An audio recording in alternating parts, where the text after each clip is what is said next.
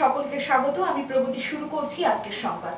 উত্তরপ্রদেশের ছায়া এবার এগরায়। রাজ্যের মুখ্যমন্ত্রী মমতা ব্যানার্জির নির্দেশে সকাল থেকে কড়া পুলিশি নিরাপত্তায় এগরায় ফুটপাত জবরদখল মুক্ত করতে নামল মহকুমা প্রশাসন। বৃহস্পতিবার সকাল থেকেই ফুটপাত জবরদখল পরিষ্কার করতে জেসিবি নামানো হয়। উত্তরপ্রদেশের ছায়া এবার এগরায়। রাজ্যের মুখ্যমন্ত্রী মমতা ব্যানার্জির নির্দেশে সকাল থেকে কড়া পুলিশি নিরাপত্তায় এগরার ফুটপাত জবরদখল মুক্ত করতে নামল মহকুমার প্রশাসন। বৃহস্পতিবার সকাল থেকে ফুটপাত জবরদখল পরিষ্কার করতে জেসিবি নামানো হয়। এদিন এগরা শহরে পুরসভার চেয়ারম্যান স্বপন কুমার নায়ক, এগরা থানার আইসি অরুণ কুমার খাঁ ও এগরা মহকুমা পুলিশ আধিকারিক দেবী দয়াল কুন্ডুর উপস্থিতিতে এই অভিযান চালানো হয়। গতকাল এগরা শহরে হকার ইউনিয়নের একটি বিক্ষোভ মিছিল হয়েছিল। তার 24 ঘন্টার মধ্যেই কড়া পদক্ষেপ নিল পুলিশ প্রশাসন। এদিন এগরা পৌরসভার পৌরপিতা স্বপন কুমার নায়ক জানিয়েছেন, আমরা জেসিবি দিয়ে জবরদখল মুক্ত করছি। মুখ্যমন্ত্রীর নির্দেশে এই অভিযান চালানো হচ্ছে। গত 27 জুন থেকে লাগাতার মাইকিং করে দোকানে দোকানে গিয়েও জানানো হয়েছিল। কিছুজন নিজেরা পরিষ্কার করলেও বহু দোকান এখনো পরিষ্কার করেনি। তাই বৃহস্পতিবার জেসিবি দিয়ে সব পরিষ্কার করা হচ্ছে।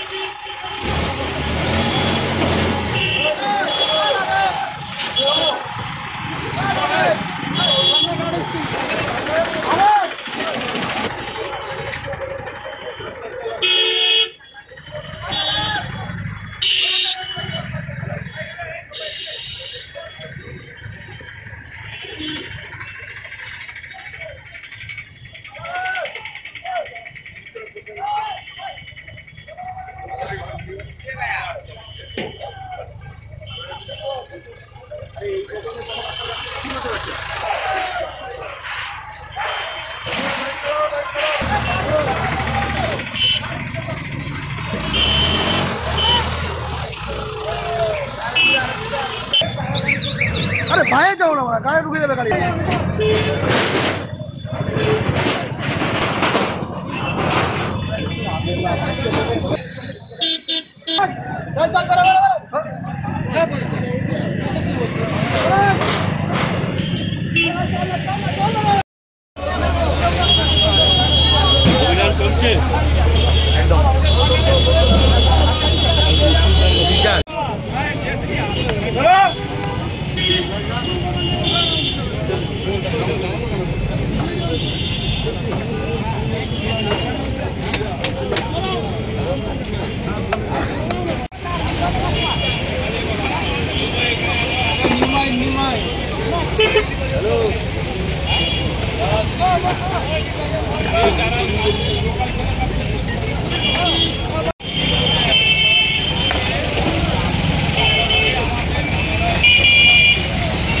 অবৈধ নির্মাণ ভাঙা হচ্ছে প্রশাসনের নির্দেশ আছে, তাদের অবৈধ নির্মাণ সব ভাঙা হচ্ছে। মিউনিসিপ্যালিটি আছে, এসডিও স্টাফ আছে, সব নির্দেশ আছে, যা আছে রাস্তা মুক্ত করা হয়েছে।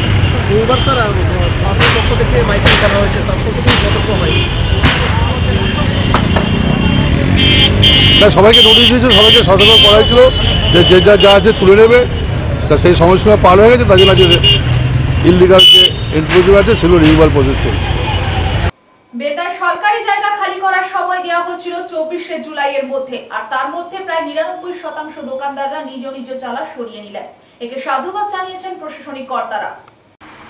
বেলদায় সরকারি জায়গা খালি করার সময় দেওয়া হয়েছিল 24শে জুলাইয়ের মধ্যে, আর তার মধ্যে প্রায় 99% দোকানদাররা নিজ নিজ চালা সরিয়ে নিলেন। একে সাধুবাদ জানিয়েছেন প্রশাসনিক কর্তারা।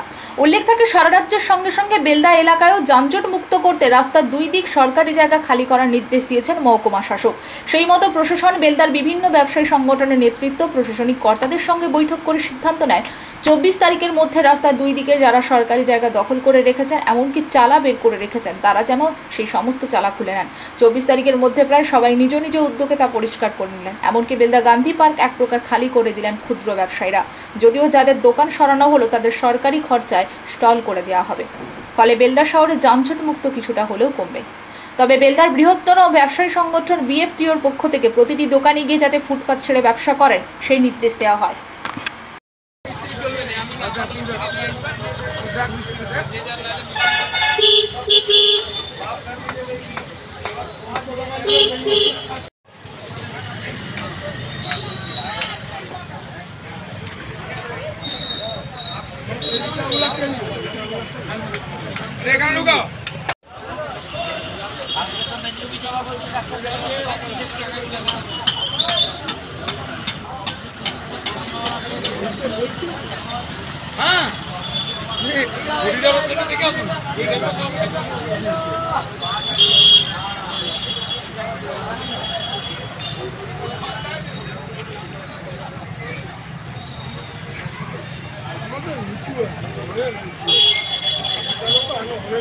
अरे से কথা বললে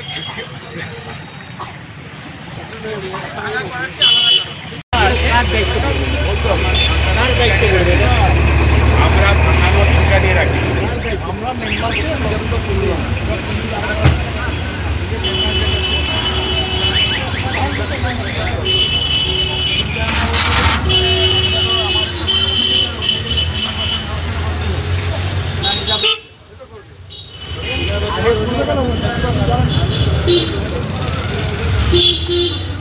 কাঁথির মারিস্তায় পথ দুর্ঘটনায় মৃত 4, আহত 1 জন। কাঁথির মারিস্তায় পথ দুর্ঘটনায় মৃত 4, আহত 1। পূর্ব মেদিনীপুর জেলার মারিস্তা থানার দীঘা নন্দকুমার জাতীয় সড়কের খড়িকা পুকুরিয়া বাস স্টপেজের কাছে জাইলো গাড়ি ও বাইকের মুখোমুখি সংঘর্ষ ঘটে গভীর রাত্রিতে। জাইলো গাড়ির ধাক্কায় বাইকটি রাস্তার ধারে উল্টে যায়। বাইকে থাকা 3 বন্ধুর বাড়ি কাঁথি থানার ঘোড়াঘাটা গ্রামে। মৃত 3 বন্ধুর নাম বিশ্বজিৎ মণ্ডল, শুভঙ্কর জানা, অতনু মণ্ডল। আর জাইলো গাড়িটি দীঘা থেকে ঘুরে নদিয়ার তাহির পুকুরের দিকে যাওয়ার সময় এই দুর্ঘটনায় জাইলো গাড়ির এক মহিলা পর্যটক, যার নাম কোয়েল সিং, তারও মৃত্যু হয়েছে। এই দুর্ঘটনার পরেই ঘটনাস্থলে মারিস্তা থানার বিশাল পুলিশ বাহিনী ঘটনাস্থলে পৌঁছে উদ্ধার কার্য চালায়। পুলিশ সবাইকে উদ্ধার করে কাঁথি মহকুমা হাসপাতালে নিয়ে গেলে 4 জনকে মৃত বলে ঘোষণা করে। পর্যটক বোঝাই জাইলো গাড়ির চালকের হাত ভেঙেছে। মারিস্তা থানার পুলিশ গাড়ি দুটিকে আটক করেছে। এই দুর্ঘটনার জেরে দীঘা নন্দকুমার জাতীয় সড়কে যানজটের সৃষ্টি হয়। 3 বন্ধুর মৃত্যুতে ঘোড়াঘাটা গ্রামের শোকের ছায়া নেমে এসেছে। সাত সকালে পুকুর থেকে উদ্ধার হলো এক বৃদ্ধা মহিলার মৃতদেহ। এলাকায় ব্যাপক চাঞ্চল্য। ঝাড়গ্রাম জেলার গোবিবল্লভপুর 2 নম্বর ব্লকের বড় আসনমণি গ্রামের এক ব্যক্তির পুকুরে বৃহস্পতিবার সকালে বাড়ির লোকজন দেখতে পান এক বৃদ্ধা মহিলার দেহ পুকুরে ভাসছে। ফলে ব্যাপক চাঞ্চল্য ছড়িয়ে পড়ে এলাকায়।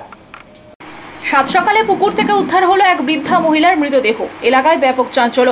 ঝাড়গ্রাম জেলার গোবিবল্লভপুর 2 নম্বর ব্লকের বড় আসনবনি গ্রামের এক ব্যক্তির পুকুরে বৃহস্পতিবার সকালে বাড়ির লোকজন দেখতে পান এক বৃদ্ধা মহিলার দেহ পুকুরে ভাসছে।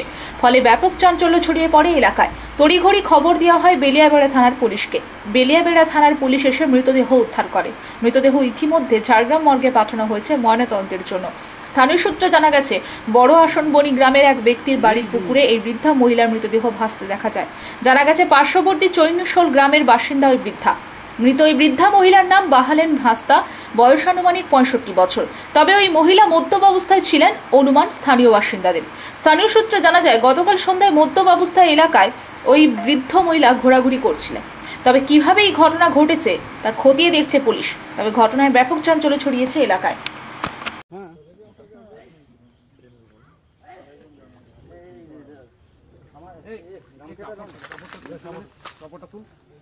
জল ঢালার প্রোগ্রাম সেরে ফেরার পথে ইঞ্জিন ভ্যানের উপর থেকে বক্সের ঝাঁপি ভেঙে গুরুতর আহত হলো 2 জন, যাদের মধ্যে একটি বাচ্চা রয়েছে বলে জানা যায়। আহত 2 জনকে প্রথমে স্থানীয় চিকিৎসালয়, পরে অন্যত্র স্থানান্তর করা হয়। ঘটনাটি ঘটেছে বৃহস্পতিবার সকাল প্রায় 10:30 নাগাদ পশ্চিম মেদিনীপুরের বেলদা থানার দাঁতন 2 নম্বর ব্লকের জোড়াগেড়িয়া ফাঁড়ির সামনে রাজ্য সড়কে। জল ঢালার প্রোগ্রাম সেরে ফেরার পথে ইঞ্জিন ফ্যানের ওপর থেকে বক্সের ঝাঁপি থেকে গুরুতর আহত হলো দুজন, যাদের মধ্যে একটি বাচ্চা রয়েছে বলে জানা যায়। আহত দুজনকে প্রথমে স্থানীয় চিকিৎসালয়, পরে অন্যত্র স্থানান্তর করা হয়। ঘটনাটি ঘটেছে বৃহস্পতিবার সকাল প্রায় 10:30 নাগাদ পশ্চিম মেদিনীপুরের বেলদা থানার দাঁতন 2 নম্বর ব্লকের জোড়াগেড়িয়া ফাঁড়ির সামনে রাজ্য সড়কে। ঘটনার খবর পেয়ে ঘটনাস্থলে আসে বেলদা থানা ও জোড়াগেড়িয়া ফাঁড়ির পুলিশ প্রশাসন। পরে ওই ইঞ্জিন ভ্যান সহ বক্সগুলোকে আটক করে তারা। আর এই ঘটনায় বেশ কিছুক্ষণ যানজট তৈরি হয় বেলদা কাঁথি রাজ্য সড়কের উক্ত এলাকায়।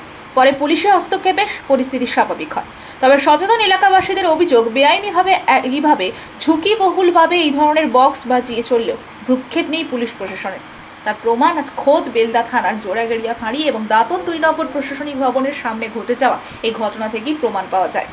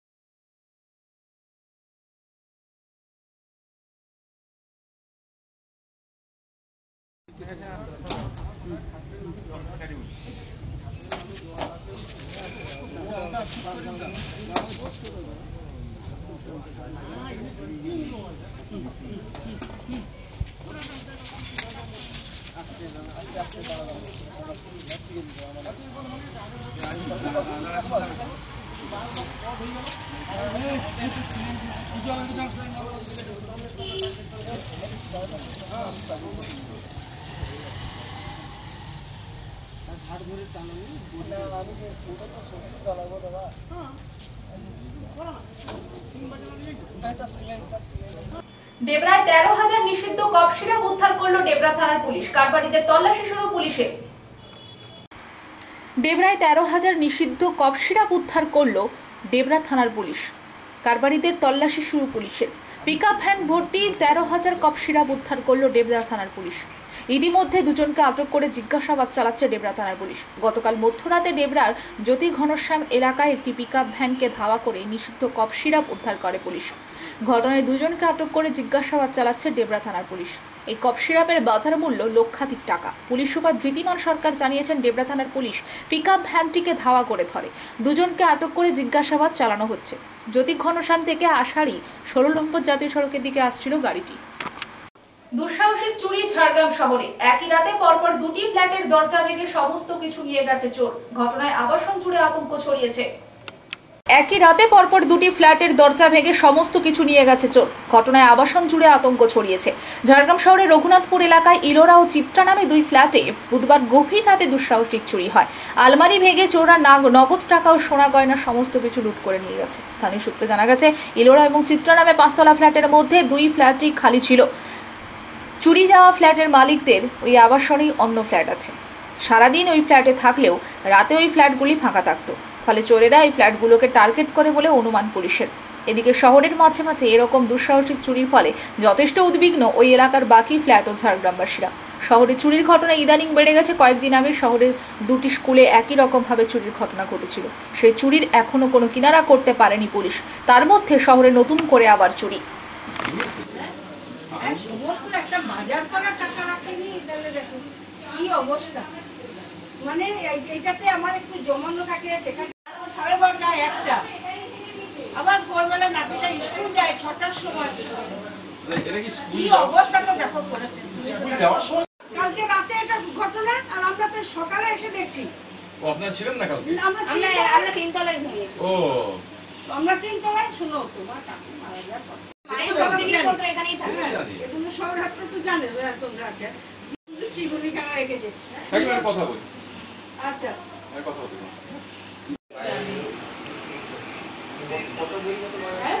গয়না ধরো প্রায় আনুমানিক 8-9 তো হবে। হ্যাঁ 8-9 তো হবে।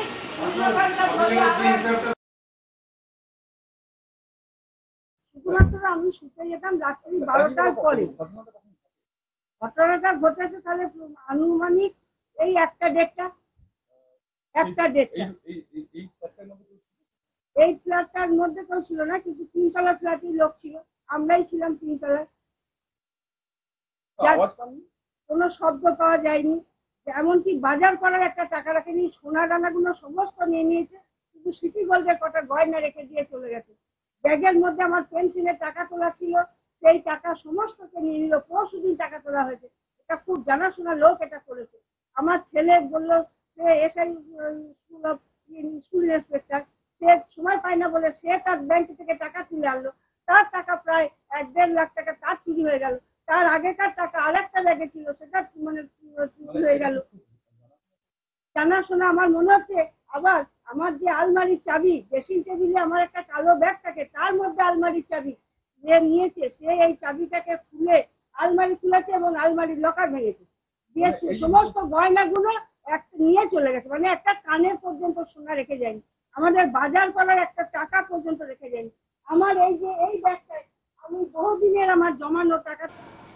পক্সো আইনের ধারায় রুজু হওয়া মামলায় অভিযুক্তকে 20 বছরের সাজা ঘোষণা বিশেষ আদালত। বিয়ের প্রতিশ্রুতি দিয়ে দিনের পর দিন নাবালিকার সাথে সহবাস, এই মামলায় অভিযুক্ত অমরেশ মাহাতোকে 20 বছরের কারাদণ্ডের নির্দেশ দেন পক্সো আদালতের বিচারক চিন্ময় চট্টোপাধ্যায়। পক্সো আইনের ধারায় রুজু হওয়া মামলায় অভিযুক্তকে 20 বছরের সাজা শোনালো বিশেষ আদালত। বিয়ের প্রতিশ্রুতি দিয়ে দিনের পর দিন নাবালিকার সাথে সহবাস, এই মামলায় অভিযুক্ত অমরেশ মাহাতোকে 20 বছরের কারাদণ্ডের নির্দেশ দেন পক্সো আদালতের বিচারক চিন্ময় চট্টোপাধ্যায়। ঝাড়গ্রামের জাম্বনি থানার এই ঘটনায় অভিযুক্ত অমরেশ মাহাতো 2021 সাল থেকে বিয়ের প্রতিশ্রুতি নাবালিকা মেয়েটির সাথে সহবাসে লিপ্ত হয়। তার জেরে নাবালিকা অন্তঃসত্ত্বা হয়ে পড়ে, কিন্তু অভিযুক্ত বিয়ে করতে অস্বীকার করে এবং গর্ভপাত করানোর জন্য চাপ দিতে থাকে। এরপর 22শে ডিসেম্বর 2022 সালে নাবালিকা জাম্বনি থানায় অমরেশের বিরুদ্ধে লিখিত অভিযোগ দায়ের করে। অভিযোগের কয়েকদিনের মধ্যেই পুলিশ বিভিন্ন সূত্র মারফত পলাতক অমরেশকে ঝাড়খণ্ড রাজ্যের জামশেদপুর থেকে গ্রেপ্তার করে। পুলিশ এই ঘটনা দ্রুততার সাথে চার্জশিট গঠন করে। পক্সো আইনের 6 ধারায় বুধবার পক্সো আদালতের বিচারক চিন্ময় চট্টোপাধ্যায় অমরেশ মাহাতোকে দোষী সাব্যস্ত করেন। বৃহস্পতিবার পক্সো আদালত সাজা ঘোষণা করে। দোষী সাব্যস্ত হওয়া ওই ব্যক্তিকে 20 বছরের কারাদণ্ডের এবং 5,000 টাকা জরিমানার নির্দেশ দেয় আদালত। অনায়াসে 3 মাস সশ্রম কারাদণ্ড এবং 1,000 টাকা জরিমানার নির্দেশ দেয় আদালত। এছাড়া সরকারকে ক্ষতিপূরণ বাবদ ওই নাবালিকাকে 3 লক্ষ টাকা দেওয়ার আদেশ দিয়েছে আদালত।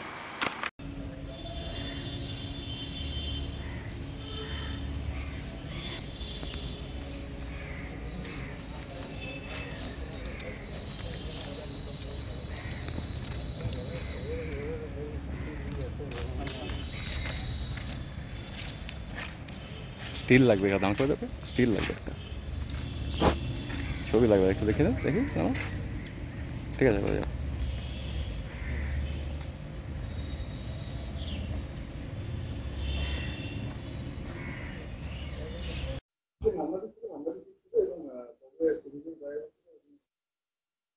এই মোকদ্দমাটা শুরু হয়েছিল ওই নির্যাতিতা শিশু যে নাবালিকা কন্যা, তার একটি লিখিত অভিযোগের ভিত্তিতে, যেটা 22/12/2022 তারিখে জাম্বনি থানায় রুজু হয়েছিল এবং 5/1/2023 এই মোকদ্দমায় চার্জশিট দাখিল করে পুলিশ।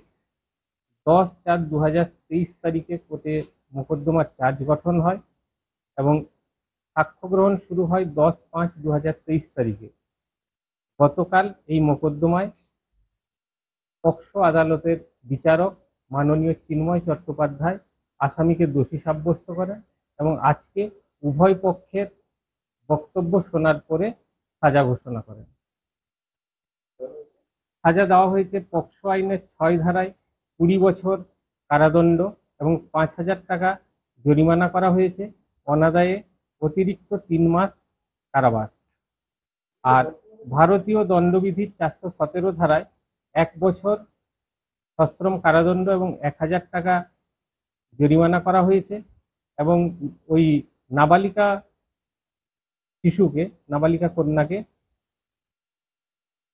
সরকারের থেকে 3 লক্ষ টাকা ক্ষতিপূরণ দেওয়ার জন্য আদেশ দিয়েছেন মহামান্য আদালত।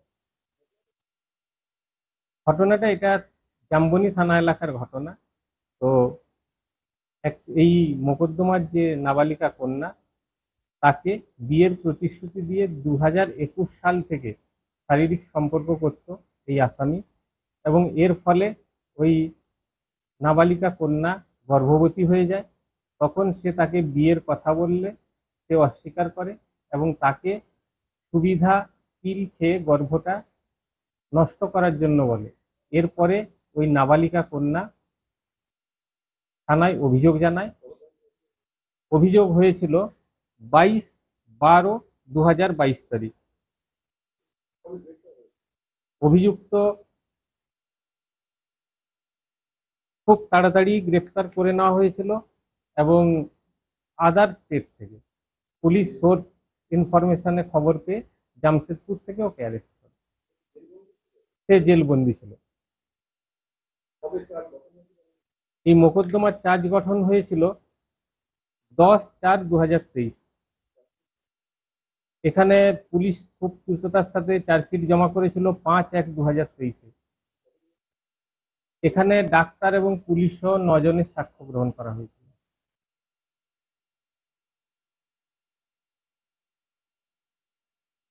আমি special public prosecutor, POCSO court, Jhargram. Jhargram জেলা পুলিশের উদ্যোগে শুরু লক্ষ্যভেদ কর্মসূচি। ঝাড়গ্রাম জেলার কর্মপ্রত্যয়ী তরুণ তরুণীদের লক্ষ্য পূরণের জন্য ঝাড়গ্রাম জেলা পুলিশের উদ্যোগে ঝাড়গ্রাম জেলা পুলিশ লাইনের কনফারেন্স হলে বৃহস্পতিবার লক্ষ্যভেদ কর্মসূচি নিয়ে বিস্তারিতভাবে জানলেন ঝাড়গ্রাম জেলার পুলিশ সুপার অরিজিৎ সিনহা। ঝাড়গ্রাম জেলা পুলিশের উদ্যোগে শুরু লক্ষ্যভেদ কর্মসূচি।